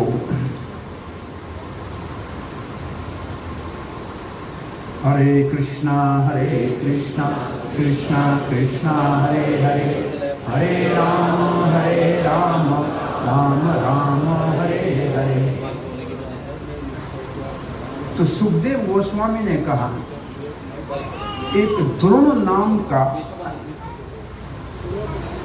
और धरा नाम की वसु थे पति पत्नी, उन्होंने ब्रह्मा जी को प्रार्थना की कि हमारे को श्री कृष्ण के बाल लीलाओं को देखने का रस आस्वादन करना है। ब्रह्मा जी ने आशीर्वाद दिया और वो नंद और यशोदा के रूप में अवतार लेकर आए। सुखदेव महाराज ने देखा उत्तर तो मैंने दे दिया लेकिन ये सही उत्तर नहीं है, क्योंकि यशोदा और नंद ब्रह्मा जी की आशीर्वाद से माता पिता नहीं हो सकते। तो अपने आप सुखदेव महाराज ने दामोदर लीला का वर्णन किया। हम संक्षेप में दामोदर लीला का वर्णन आपके साथ कर रहे हैं। दिवाली का दिन था, कार्तिक का महीना था। दिवाली के दूसरे दिन इंद्र की बहुत बड़ी पूजा होती थी नंद बाबा के द्वारा, सारे ब्रजवासी करते थे। और गोपियों की शिकायत सुनते सुनते यशोदा ने कहा हो सकता है कि घर में दासियां जो मक्खन निकालती है वो इतना स्वादिष्ट नहीं हो, इसलिए कृष्ण किसी के घर में चोरी करने जाता है। मैं अपने हाथ से आज रात को पदमगंधा गाय के दूध को उबाल के उसमें जामुन डाल के जमा के दही सुबह स्वयं अपने हाथ से मंथन करूंगी और मेरे हाथ का मक्खन कन्हैया जाए खाएगा तो किसी के घर में चोरी करने नहीं जाएगा। और ऐसे ही यशोदा ने किया। सुबह सवेरे 4 बजे उठी है, रेशमी पीले रंग की साड़ी पहनी है, अलग अलसी के छिलके, कीड़े के रेशम की नहीं, कानों में कुंडल डाले हैं, बालों के अंदर मालती के फूल डाले हैं और दासियों को दूसरे काम पे लगाकर और नंद के घर में आनंद बिखेरने वाली यशोदा ने दही का मंथन शुरू किया। और तब कृष्ण के बाल चरित्र गा भी रही थी, शरीर से मक्खन की मंथनी को चला रही थी, वाणी से कृष्ण के भजन गा रही थी, लीला गा रही थी। और मन से ऐसे कृष्ण सोया हुआ था अंदर पलंग के, उसको बार बार चिंता देखती, अभी सोया हुआ है, बस मक्खन निकलने तो फिर खिलाती हूँ। तो मन से कृष्ण का चिंतन कर रही थी। तीनों चीजें भगवान की सेवा में लगाई, मन कर्म वचन, उसको भक्ति कहते हैं। और श्रील प्रभुपाद ने लिखा है कि ये जो यशोदा का रूप है, जिसको भगवान का वात्सल्य प्रेम का रसास्वादन करना है, उसको यशोदा के पास में खड़े होकर सेवा को देखना चाहिए। थोड़ी देर में कन्हैया आएगा, उसका दर्शन हो जाएगा। इसी के पीछे खड़े होकर ये सीखना चाहिए। अब जब यशोदा मंथन कर रही थी तो पसीना बह रहा था बालों से, बाल गिर रहा था, स्तन से दूध बाहर आ रहा था, क्योंकि बच्चे के दूध पीने का टाइम हो गया था। कृष्ण जो पलंग पे सोया था वो जागा, माँ माँ ऐसे किया, मैया मैया, देखा नहीं है पलंग पे। आवाज सुनाई दिया दही के मंथन का, चूड़ियों की खनक का, फ्रुम फ्रुम कृष्ण गोविंद। वहाँ कीर्तन हो रहा है, जहाँ कीर्तन होता है वहाँ तो श्री कृष्ण आ ही जाते हैं। वहाँ से उठ के कन्हैया चल के आया जहाँ मैया दही का मंथन कर रही थी। मैया की आंखें बंद थी, कृष्ण ने अपनी ओर आकर्षण करने के लिए मंथनी को पकड़ लिया। माँ ने आंखें खोली, मुस्कुराया, कन्हैया एकदम माँ के गोद में चढ़ाया। कहा माँ दूध पीऊंगा। माँ ने स्तन दे दिया कन्हैया दूध पी रहा था और मंथनी को बंद कर दिया। जब कन्हैया दूध पी रहा था तो मुस्कुरा के माँ को देख रहा था और माँ कन्हैया को प्रेम से दूध पिला रही थी और कन्हैया माँ को मुस्कुराहट दे रहा था। ऐसे माता और पुत्र के बीच में स्नेह का संबंध स्थापित हो रहा था। जिस माता के दूध से बच्चे के शरीर का पोषण नहीं होता है, संस्कार, जो सदाचार, परंपराओं का ज्ञान, ये सब उस प्रेम, माँ का प्रेम पिघल के दूध बन जाता है। प्रेम भले पिता करे, नाना दादा सब करे, लेकिन किसी में दूध नहीं होता है। मात्र माँ का प्रेम दूध में परिवर्तन हो जाता है। माँ दूध पिला रही थी और ये जो माताएं बच्चे को प्रेम से दूध पिलाती हैं, वो समय है बेटे और माँ के संबंध को स्थापित होने का। और ये संबंध इतना प्रगाढ़ होता है कि 1000 बच्चों में अपने बच्चे के रोने को माँ पहचान लेती है। कितने भी बच्चे रोए, आपका बच्चा रोएगा, उसकी माँ पहचान लेगी। ये सत्य है कि नहीं है? और 100 स्त्रियों में बच्चा अपनी माँ के मुंह को पहचान लेता है। पहचान लेता है ना? ऐसे होता है कि नहीं? हाँ, अब मेरे को एक बात कहूँ, नाराज मत हो ना। बच्चा छोटा पहचान लेता है, परंतु थोड़ी मुश्किल होती है कभी कभार। बॉम्बे में एक बार 2007 या 10 में बादल फटा था, बहुत बड़ा वर्षा हुई थी, बहुत बड़ी भारी वर्षा हुई थी। ट्रेनें बंद हो गई थी, अस्पताल में कोई गर्भवती स्त्रियाँ पहुँच नहीं पाई थी। तो पत्रकार जो सबसे पूछ रहा था, इस बरसात में क्या नुकसान हुआ, क्या नुकसान हुआ। एक स्त्री 45 साल की थी, उससे पूछ लिया अचानक, बोला क्या खराबी की इस बरसात ने? बोला क्या पूछते हो खराबी की? इतनी बरसात हुई, सारा मेकअप धुल गया। घर में गया तो बेटा बोल रहा है, मासी मम्मी कहाँ है? मुझसे मेरा बेटा पूछने लगा कि आंटी मम्मी कहाँ है? तो आजकल मुंह पहचानना कि बच्चे का माँ का बहुत मुश्किल हो गया है। एक 30 साल की स्त्री को वो मूर्छित हो गई, अस्पताल में आईसीयू में दाखिल किया। तो उसने भगवान का दर्शन किया। भगवान ने कहा मरोगी मत, डरो मत, और ठीक हो गई। तो कहा जाओ घर? बोले नहीं, भगवान ने कहा मरूंगी नहीं। अब मैं लगती हूँ 40 साल की, कुछ ऐसा ऑपरेशन करके फेशियल सर्जरी करो कि बाहर में 25 साल की लगो। डॉक्टर को क्या है, पैसा चाहिए।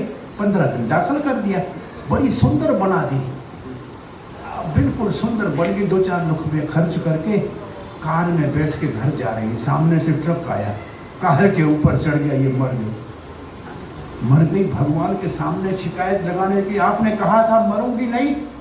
भगवान देखने लगा, बोला आपको पहचानने में गलती होगी मैया। I could not recognize you. पहचानना आपको मुश्किल होगा। मैंने जिसको वचन दिया था वो दूसरी थी और तुम दूसरी हो। हरे कृष्णा कृष्णा कृष्णा हरे राम राम हरे हरे। सो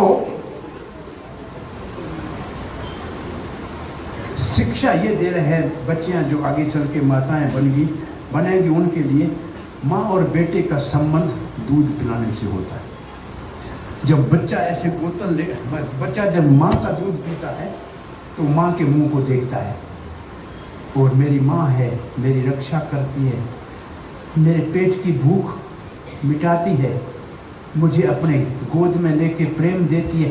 तो उस माँ से इतना बच्चे का प्रेम हो जाता है कि माताओं को अधिकार हुआ करता था, बेटों को कहती थी हमारे दूध की लाज रखना, माताओं को ये अधिकार हुआ था। आजकल की माता ने दूध तो पिलाया नहीं, तो बच्चे ने कहा माता जी मैं आपके दूध की लाज रखूं। बोला दूध तो मैंने पिलाया नहीं, दूध वाले का कर्जा उतार दो। दूध का कर्जा, दूध वाले का कर्जा उतारो, हमने तो पिलाया ही नहीं था तुमको। तो अगर दूध नहीं पिलाया बच्चों को,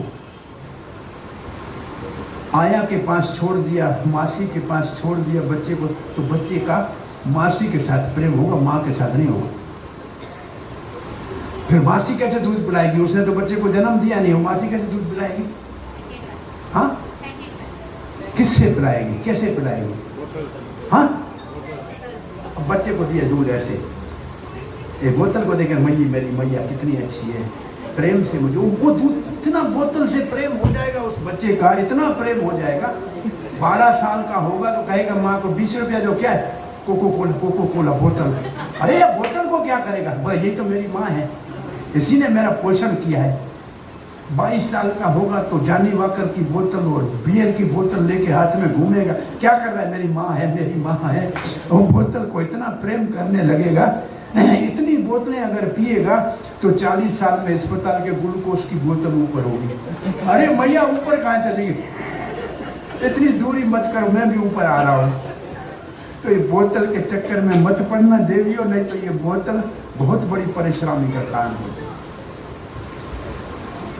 कटोरी से पिला, चम्मच भी चांदी का हो तो ठीक है, नहीं तो चमचे भी बहुत हो गए। चम्मच देख के उसी को कहेगा यही मेरा मित्र है।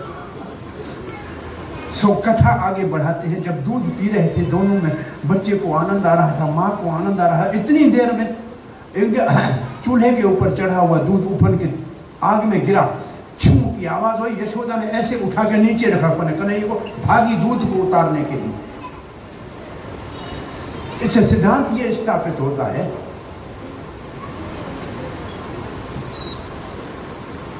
भगवान के भक्त की रक्षा करनी हो तो भगवान की पूजा को भी छोड़ देनी चाहिए।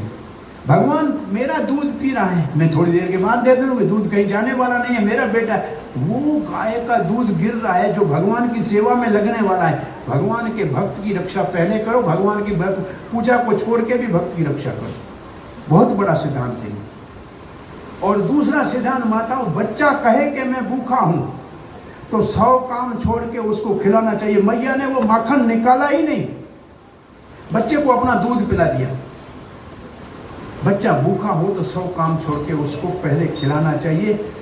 आजकल ये माताएं बैठी होती हैं टीवी के ऊपर, या आजकल तो मोबाइल में सब कुछ आ गया है। एक पंडित जी के पास कोई गया, बोला कोई व्रत बताओ, घर में संतुष्टि नहीं है, अशांति नहीं है, झगड़ा हो रहा है। तो पंडित जी ने कहा ऐसे करो, शनिवार के दिन फेसबुक का और रविवार के दिन व्हाट्सएप का व्रत रखो, तेरे घर में शांति रहेगी। कि वो सारा दिन इसी के ऊपर लगे होते, न पति को देखो न पुत्र को देखो, सारा दिन यूं कर।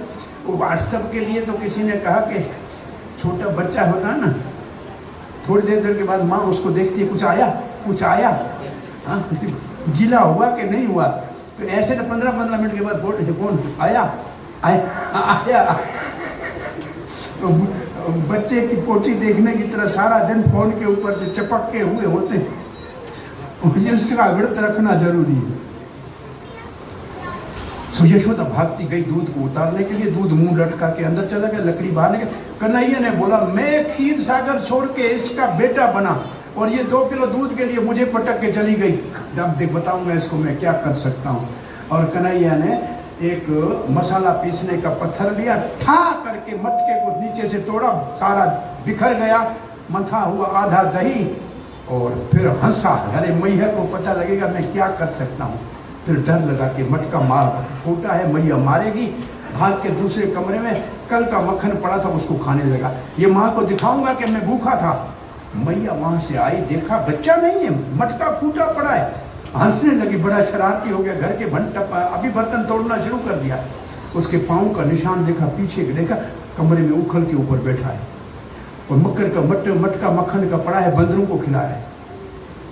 लाठी उठाई हाथ में यशोदा ने, दबे पाँव, कोई मुझे देखे नहीं, जाके पीछे से पकड़ लूंगी।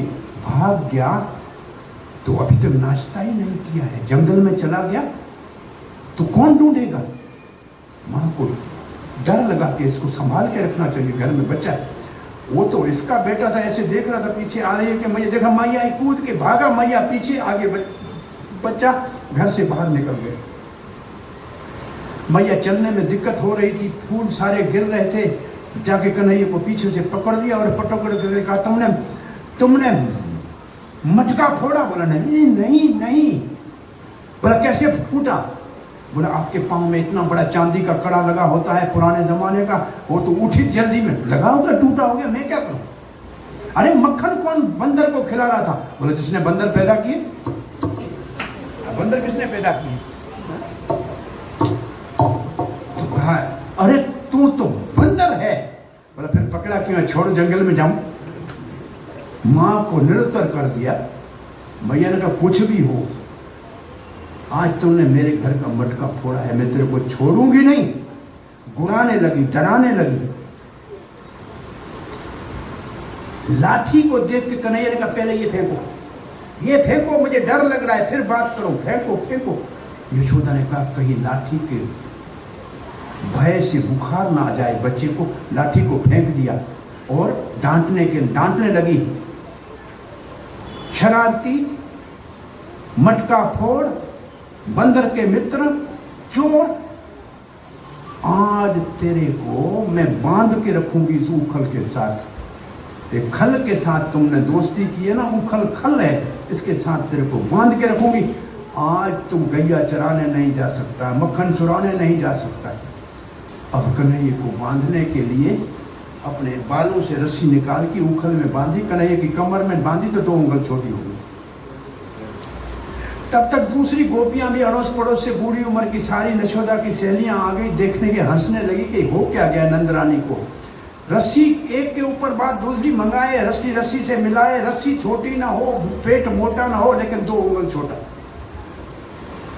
गोपियों ने कहा अरे भाग्यशालिनी नंद रानी, क्या विधाता ने तेरे बेटे के जीवन में बंधन लिखा ही नहीं है, तुम खुश हो जाओ, छोड़ दो।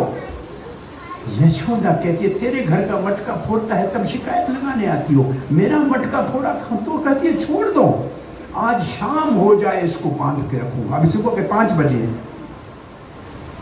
पहली बार कन्हैया ने मां की ओर नजर उठा के देखा।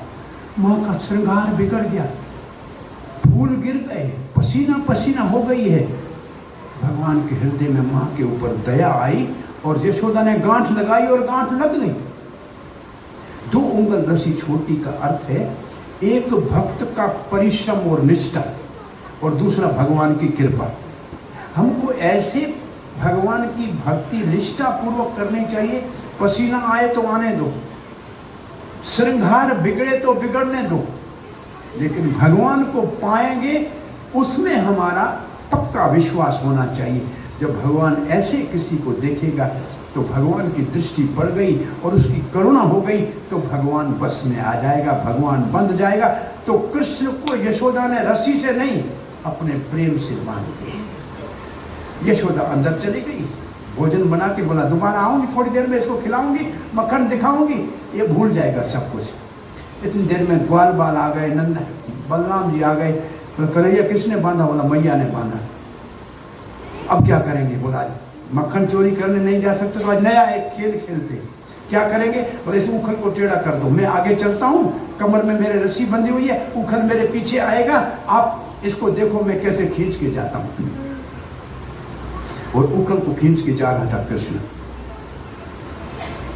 इस इसके ऊपर एक जगह साधु की सेवा करने के लिए एक सरल व्यक्ति रहता था, आने वाले को पानी पिलाता था, फल वल जंगल से लाके खिलाता था। तो एक राम भक्त वहाँ से गुजरा, उसने कहा देखो बाबा सेवा बड़ी अच्छी करते हो, लेकिन भगवान के नाम का भी जप करो, सीताराम सीताराम जपा करो। वो बेचारा जो जिसने बताया उसके दांत नहीं थे, उसने सीताराम सीताराम में से कुछ कहा और वो सुनने में कुछ कमजोर था। उसे जपना तो शुरू किया, घसीटा राम घसीटा राम घसीटा राम घसीटा राम। और दूसरा साधु वहां आया, क्रोधित हो गया, अरे सीताराम जपना चाहिए, क्या घसीटा राम कर रहा है? ये बेचारा समझा नहीं। आकाशवाणी हुई, भगवान ने कहा छोड़ इसको जपने, तो मेरा नाम घसीटा राम है। अरे यशोदा ने उखल से बंधा था तो मैं उखल को घसीट के गया था, मैं ही घसीटा राम हूं। घसीटा राम भगवान की जय। उखल बंधन वाले भगवान घसीटा राम है। उखल बांधा तो भगवान को सामने दिखाई दिए 2 पेड़, अर्जुन वृक्ष, जुड़वा भाई जैसे हो। यमला अर्जुन के नाम से 2 वृक्ष थे, नंद बाबा के महल में बहुत समय से थे, पर्जन्य महाराज के समय से थे। सब उसकी छाया में बैठते थे, ब्रजवासी उसकी पूजा करते थे। कृष्ण का मेरा एक तो मित्र अर्जुन अब है सखा, मक्खन चोरी करने में मेरा मददगार। आगे चल के एक और सखा अर्जुन होगा जिसको कुरुक्षेत्र में गीता सुनाऊंगा। अरे इनका नाम अर्जुन मेरे मित्र के नाम पे है, इनका उद्धार करना चाहिए। बहुत दिन वृक्ष बने। कृष्ण दोनों वृक्षों के बीच से गुजर गए, उखल अटक गया और दोनों वृक्ष धड़ाम से नीचे धरती पे गिरे। भगवान के पीछे कोई खल भी जाए ना, बदमाश भी जाए ना, तो वो बदमाश भी किसी का उद्धार कर सकता है। उखल ने दो पेड़ों का उद्धार कर, दोनों पेड़ों से दो देवता निकले, दोनों ने पद बंधे हुए कृष्ण को प्रणाम किया, उसकी परिक्रमा की और गए। आवाज बहुत बड़ा भयंकर आवाज हुआ दो वृक्षों गिरने का। नंद बाबा गौशाला से भागते हुए आए, दोनों वृक्षों के अंदर बंधे हुए कृष्ण को देखा, कहीं बच्चा भयभीत न हो, मुस्कुराते होकर बेटा क्या हुआ, ये ऐसे करके गांठ खोल दी, खोल के अपनी गोद में ले ली। अरे मित्रों ने गांठ क्यों नहीं खोली? वात्सल्य प्रेम से बंधी हुई गांठ सखा प्रेम से नहीं खोल सकती। नंद बाबा का वात्सल्य का प्रेम था, इसलिए वो गांठ उन्होंने खोली, कृष्ण को गोद में बिठाया, गौशाला ले गए, दूध पिलाया, मिश्री खिलाई। पेड़ों का आवाज सुना तो यशोदा को तो मूर्छित हो गई कि मैं मूर्ख था, इसको बांध के आई, पेड़ों के बीच में कुछ हो तो नहीं गया, वो तो मूर्छित हो गई। नंद बाबा ने कहा बेटा तेरे को बांधा किसने? बोला मैया ने। बोला लाठी नहीं? बोला आज मैया को लाठी दिखाई तो कृष्ण को प्रेम यशोदा का हुआ, कूद के सीधा गया, मैया को जाके लपट गया, मैया मैया मैया। यशोदा आंखें खोली, कन्हैया को देखा ठीक ठाक है, अपना स्तन पिलाया। कन्हैया ऐसे मुंह दे के बोला मैया सुबह सुबह मेरे को रुलाती है, अभी तेरे आंखों में आंसू आ रही है। ये माँ और बेटे का ऐसा प्रेम है, डांटती है माँ तो बच्चा रोता है, और थोड़ी देर के बाद माँ स्वयं अपने आंसू बहाती है, क्योंकि उसका स्नेह बहुत ज़्यादा होता है। और यहाँ कृष्ण ये लीला पूरी हुई तो परीक्षित ने पूछा वो पेड़ के अंदर से देवता क्यों निकले? और एक समय की बात है, धन का देवता कुबेर, उसके दो बेटे मणिग्रीव मणिग्रीवा और नल कुबेर। मणिग्रीवा का मतलब गला, और मणि का मतलब जिसमें मणियों का हाथ हो, और मणिग्रीवा और नल कुबेर, कुबेर का मतलब कुबड़ा, वो एक कुबड़ा है और एक मालाएं पहनी हुई है। ये एक तो धन वाले बाप के बेटे थे, कोषाध्यक्ष जो देवताओं का, और शंकर के अनुचर थे। भगवान शंकर के अनुचर का मतलब उनके सेवक, पूजा करने वाले थे। और मंदाकिनी जो मंदाकिनी निकलती है केदारनाथ से, उसमें नंगे नहा रहे थे शराब पीकर नवयुवक स्त्रियों के साथ। दो चीजें, बड़े धनी का बेटा होना, बड़े किसी देवता का आश्रय लेना, उससे भला भी हो सकता है लेकिन बुरा होने के चांस ज्यादा है। पवित्र गंगा के अंदर शराब पीकर नंगे इन स्त्रियों के साथ नाचना ये अपराध है कि नहीं है? और ये गंगा जी आपके पास में पड़ी है, 5000 साल तक धरती के ऊपर पति तपावनी थी, अब ये पर्यटक स्थान बना है। आप ऋषिकेश से आगे केवल वो राफ्टिंग वाले बदमाश वहां लगा के डेरा, रात को शराब पीते हैं, मांस खाते हैं, कुछ भी करते हैं गंगा के पेट के अंदर। ये सत्य है कि नहीं है? देखा है कि नहीं? अंधे है, पूरा सरकार अंधी है क्या? अरे ऐसे पवित्र स्थान के ऊपर जहां जहां तपस्वी तपस्या करते थे वहां ये कार्य हो रहे हैं। तभी तो ऐसे ऊपर से सुनामी आती है, तभी तो ऐसे बाढ़ आती है, तभी तो सब कुछ सत्यानाश होता है। रजिस्ट्रेशन सबकी करा रहे हैं, वो रजिस्ट्रेशन में लिखा होना चाहिए कि ऊपर कोई नशा नहीं करेगा, ऊपर कोई मांस नहीं खाएगा, ऐसा नेम 4 लिखा के फिर उनको ऊपर जाना देना चाहिए 4 धाम में। जैसे एरा खेरा नतु गेरा जाते हैं पिकनिक मनाने के लिए, लड़का लड़कियां घूमने के लिए, हिस्ट्री के लिए नहीं, ये तपस्या है। लोग पैदल जाते थे पहले, महीना महीना लगता था। ये तो तपस्या करने का स्थल है। ये तो बड़ा दुख होता है जब ऐसे, अभी तो 5000 साल के बाद गंगा में वो शक्ति नहीं रह गई, क्योंकि इतने सारे पापी वहां बैठे और साधु भाग गए वहां से। साधु कहाँ रहे? तो जगह ही नहीं है, जहाँ चल नहीं सकते भाई, पैदल नहीं चल सकते। आज से 20-25 साल पहले आपको हरिद्वार से ऋषिकेश जाना हो तो 15 मिनट में पहुंच जाते थे, 20 मिनट ज्यादा, आज 2 घंटे में नहीं पहुंचते थी। और कोई गंगा में स्नान करने जाए शांतिपूर्वक, ऐसा वातावरण नहीं है। क्या बना रखा है चारों ओर से, कहते हर चीज, वो पंडित से लेकर दुकानदार तक सबका इच्छा है कि यात्रियों को लूटा कैसे जाए, और कोई सेवा का भाव नहीं है। आए उससे पैसे कैसे निकाले। पहले हरिद्वार स्नान करने जाते थे तो पंडित कहता कुछ चीज छोड़ के जाओ यहाँ। तो कोई कहता था मैंने बैंगन छोड़ दिया, वो वैसे ही खाता नहीं था। छोड़ो कोई जो तुम्हें प्रिय चीज हो वो। तो इतना परेशान किया उनको। पंडित जी ने कहा, पूछा तुम कुछ छोड़ के जाए? बोला हरिद्वार आना छोड़ा महाराज, जो तुम्हारा हाथ है जाए यही छोड़ के जाता हूँ, और क्या करूँ। तो ये स्थिति बहुत बड़ी गंभीर है धार्मिक स्थानों की। और लिखा है ऐसे भागवत के महात्म में लिखा है कि कलयुग में तीर्थ स्थान भ्रष्ट हो जाएंगे, भ्रष्ट हो जाएंगे। वहां साधु के रूप में बैठे हुए लोग डाकू होंगे। और ये सत्य है, कलयुग का ये सब रूप है। सो बात कर रहे थे, वो ऐसे जो कुबेर के बेटे नहा रहे थे, देवऋषि नारद वहां से गुजरे। नारद के मन में आया मैं देवताओं का ऋषि हूं और ये देवता के पुत्र हैं, इनके ऊपर अनुग्रह करना चाहिए, कृपा करनी चाहिए। तो नारद ने साप दे दिया कि नंगे नहा रहे। लड़कियां तो नारद को देख के बाहर निकल के कपड़ा ढक के लज्जत हो गई, ये ऐसे मूर्ख नंगे खड़े थे। नारद ने कहा ऐसे नंगे खड़े हो वृक्ष बन जाओ। दोनों को भय लगा, देव ऋषि कृपा करो, गलती हो गई। बोला वृक्ष बनो नंद भवन में, जब नंद नंदन का लीला का दर्शन करोगे तब आपका उद्धार करोगे, तब वापस देवता बनोगे। तो वो कुबेर के बेटे दो, ये दो वृक्ष अर्जुन बने थे जिनका श्री कृष्ण ने उद्धार किया। नारद जी ने वहां एक नारद का गीत है छोटा, उसमें मैं सिर्फ एक ही उदाहरण देके आगे बढ़ूंगा। नारद जी कहते हैं 4 प्रकार का नशा है दुनिया में। उच्च कुल में जन्म का नशा, उच्च विद्या का नशा, सुंदर रूप का नशा और धन का नशा। इन चारों नशों में धन का नशा बिल्कुल बड़ा खतरनाक है। धन मद अंध, धन का नशा आदमी को अंधा बना देता है।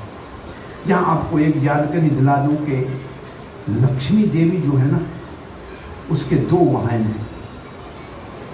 जब वो नारायण के साथ आती है तो गरुड़ के ऊपर चढ़ के आती है, और गरुड़ के पंखों से वेदों की ध्वनि निकलती है। परंतु जब लक्ष्मी बिना नारायण के अकेली आती है तो उस समय उसका वाहन उल्लू होता है। और ऐसा धन, ऐसी लक्ष्मी जो उल्लू के ऊपर चढ़ के आती है, एक तो चंचल होती है, सदा रहती नहीं है, उसको दौलत कहते हैं। उसका मतलब 2 लातें मारती है। पहली लात मारती है, जब आती है तो आदमी अकड़ जाता है, मेरे जैसा कोई नहीं है, और जब जाती है तो गर्दन पे लात मारती है, टेढ़ा हो जाता है। ये दौलत है, ये दौलत है। ये आती है किसके ऊपर चढ़ के? तो उल्लू के ऊपर। वो आदमी को उल्लू का पठा बना देती है, न बाप को पहचानता न धर्म को पहचानता, और केवल कहा जाए कि मदरा मांस ऐसे अधम कामों में अपने जीवन को बर्बाद कर देती है वो लक्ष्मी। सो धन का अंत मद बहुत बड़ा। अरे गरीब आदमी के घर साधु जाएगा, कुछ नहीं होगा तो भी पानी जरूर पिलाएगा। सेठ के दरवाजे में कुत्ता बंधा हुआ किसी को अंदर आने भी नहीं देगा। ये नारद जी लिखते हैं, मैं नहीं कह रहा हूं, नारद जी लिखते हैं। गरीब के पास सिर्फ धन का अभाव है, कोई अहंकार तो नहीं है उसको ना। साधु की सेवा करेगा, कथा करेगा, अपना जीवन सफल करेगा। धन वाले के पास धन का नशा और ज्यादा कमाने का नशा, इसलिए किसी को अपने बराबर नहीं समझता है। सत्संग में आके भगवान का नाम उससे मुख से नहीं निकलेगा, कितना भी प्रयास करो। ऐसे भाव से हरे कृष्णा कृष्णा कृष्णा हरे हरे, हरे राम राम राम हरे हरे, ऐसे नहीं कर सकता।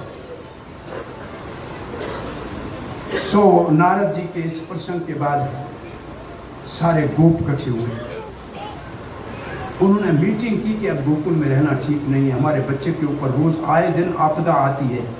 पूतना से लेके 6 दिन तक था तो पूतना आई, 3 महीने में शक्टासुर आया, 1 साल में तृणावर्त आया। अब ये 2 पेड़ गिरे हैं, इसलिए हम ये गोकुल के घर खेत खलियान सबको छोड़ के एक बच्चे की सुरक्षा के लिए जमुना पार करके वृंदावन जाएंगे।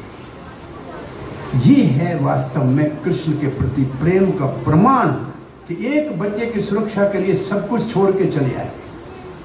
आप देखो, ये आप लोगों में बहुत से ऐसे लोग हैं, उनके बड़े जो थे अपने जायदाद, जमीन, फैक्ट्रियां सब धर्म के लिए छोड़ के आ गए थे ना उस वक्त विभाजन में। तो जब धर्म का प्रसंग आता है, धर्म तो भगवान, धर्म साक्षात रामो विग्रहवान धर्म हो, रामायण में लिखा है राम साक्षात का धर्म की मूर्ति है। तो धर्म के लिए सब कुछ छोड़ के आए, हम सब उसका उदाहरण है भाई, सब कुछ छोड़ के आए। तो वो गोकुल छोड़ने का प्रबंध कर दिया, सबने कहा हम निकलेंगे यहाँ से। इस बीच में एक फल बेचने वाली आती है। रामलीला में जब राम, लक्ष्मण और सीता वनवास के समय श्रृंगेरपुर में गंगा के तट पे निषाद राज गुहे से मिले थे, तो गुहे ने तो भगवान को आलिंगन किया मित्र। तो गुहे की माता बुढ़िया राम को देख के मन में आया कि इसको मैं अपनी गोद में बिठाऊं, इसको ये मेरा, मुझे माँ कहे मुझे बड़ी प्रसन्नता होगी। लेकिन राम तो 27 साल के थे जब बन जा रहे थे, उसको कैसे गोद में बिठाए। वो निषाद की माँ आज ग्वालन बन के वृंदावन में फल बेच रही है। वो फल बेचने के लिए आई हो, फल भी कौन सा, जंगल से स्वयं पीलू के फल वो लेके, और नंद भवन के सामने करिए कोई फल ले लो, फल ले लो, फल ले लो, गोपाल ले लो, गोविंद ले लो। उसका दिमाग, मन तो गोपाल में लगा हुआ था। भगवान अंदर से थोड़े से अनाज के दाने लाए, दाना दिया, कहा फल दो, बोला पहले मेरे गोद में बैठ के मुझे माँ कहूँ। तो कन्हैया इधर उधर देख के गोद में गया, भैया वो तो पागल हो गई। उसने जितना फल था सब कृष्ण के हाथ में दे दिया। कृष्ण अंदर चला गया और ये अपनी टोकरी उठा के जा रही है, तो भारी लग रही थी टोकरी जमुना के किनारे।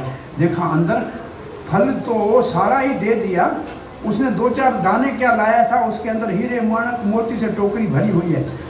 अरे कहती है ग्वालन, ये फल बेचने वाली कह रही थी, कृष्णा तुमने मुझे फल के बदले में ये धन देके लोभ में डाल दिया, मुझे ये नहीं चाहिए। और जमुना में टोकरी को फेंक के पागलों की तरह गोकुल में कृष्ण कृष्ण करने लगी। और तब अब गोकुल को छोड़ के बैलगाड़ियों में चढ़े हैं स्त्रियां और बच्चे। जवान अपनी गायों को लिया है और जा रहे हैं। तो जिस बैलगाड़ी के ऊपर कृष्ण बैठा था यशोदा के साथ और बलराम जी बैठे थे रोहिणी के साथ, वो अपनी माताओं से पूछते चलते हुए, ये कौन सा पेड़ है माता जी? ये माँ कह रहा, भैया कौन सा पेड़ है? बेटा बरगद का पेड़ है। बोला इसकी बड़ी बड़ी दाढ़ी है, तपस्या कर रहा है, ऋषि है क्या? अच्छा मैया वो क्या है? अरे हिरण है बेटा। अरे वो हिरणी है, वो क्या है? वो उसकी पत्नी है। वो मोर है, वो मोरनी उसकी पत्नी है। वो गाय है, वो बेल उसका पति है। अरे कन्हैया जोर जोर से रोने लगा। क्यों रोने लगा? एक बुढ़िया 125 साल की, जिसको कोई दांत वांत नहीं था एक भी, वो बैठी हुई अपनी बैलगाड़ी पे किन्ह कृष्ण को देख के करिए, अब मेरे दिन तो पूरे होने वाले हैं। कृष्ण यशोदा की गोद में बैठा है, मेरी गोद में कब बैठेगा? कृष्ण समझ गया कि वो मैया मेरे को गोद में बिठाना चाहती है। कृष्ण जोर जोर से रोने लगा। सब बैलगाड़ियाँ खड़ी हो गई। कृष्ण नीचे उतार के गोपियों ने कहा, रो क्यों रहे कन्हैया, रो क्यों? बोलो बोलो क्या चाहिए? बोलो देखो हिरण की पत्नी हिरणी, बैल की पत्नी गाय, मोर की पत्नी मोरनी, मेरी पत्नी कहाँ है? अरे तू कृष्ण 3 साल का है, कहाँ तेरी पत्नी ढूंढ रहा है? बोला नहीं मेरे को पत्नी चाहिए। अब गोपियों को हंसी आ गई। बोलो तुम्हें जो अच्छा लगे उसकी गोद में बैठो, तेरी पत्नी। कन्हैया घूमता घूमता उस बूढ़ी की 125 साल की गोद में बैठा। अब सब गोपियां हंस रही है, अरे तेरी पत्नी भी, तुमने ये बूढ़ी, क्या बात इसमें तुमने देखा? बोला न मेरे दांत ना इसके दांत, हम दोनों बराबर है, इसलिए पति पत्नी होके।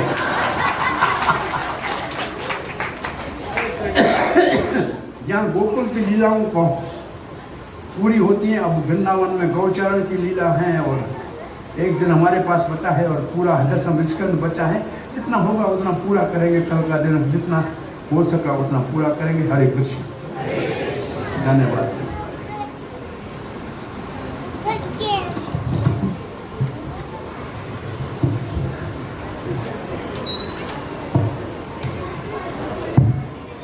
हरे कृष्णा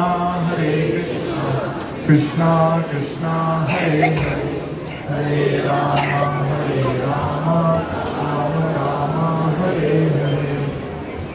हरे कृष्णा। सभी भक्तों को एक मुख्य बात सुनने के लिए हम रिक्वेस्ट करते हैं। कल जो कथा होगी, जो कल की कथा होगी वो आधा घंटा पहले शुरू होगी।